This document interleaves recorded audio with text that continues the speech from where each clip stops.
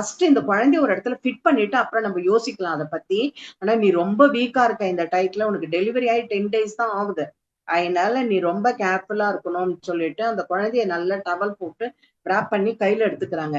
அதே மாதிரி இவளுக்கும் ஸ்வெட்டர் போட்டு ஷால் எல்லாம் போட்டு வின்டர் டைம் குழந்தைய எடுத்துட்டு இங்க என்ன பண்றாங்க, போயிடுறாங்க, அந்த ஹட்டை விட்டுட்டு போயிடுறாங்க.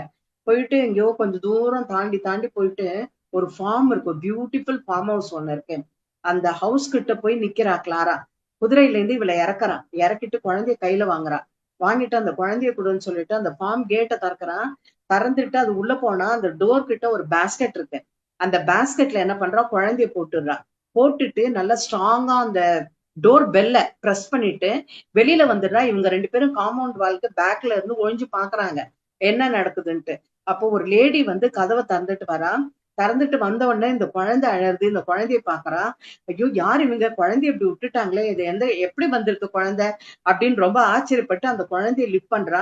லிஃப்ட் பண்ணிட்டு அப்புறம் அவங்க ஹஸ்பண்ட் வராரு. அவர் சொல்றா, பாருங்க நம்ம குழந்தை இல்லைன்னு, இப்ப கிறிஸ்துமஸ் வருது, நம்ம இது ப்ரே பண்ணிட்டு இருந்தோம் பாருங்க, நம்மளுக்கு காட் வந்து ரெஸ்பான்ஸ் பண்ணிட்டாங்க, ஒரு குழந்தை வந்திருக்கு, சுத்தி சுத்தி பாக்குறேன் இங்க யாருமே இல்ல, யாராவது வந்து இந்த குழந்தை எங்களுதுன்னு கேக்குற வரைக்கும் நம்ம வச்சு வளர்த்துக்கலாமான்னு கேக்குறா. ஓகேன்னு சொல்லிடுறாரு.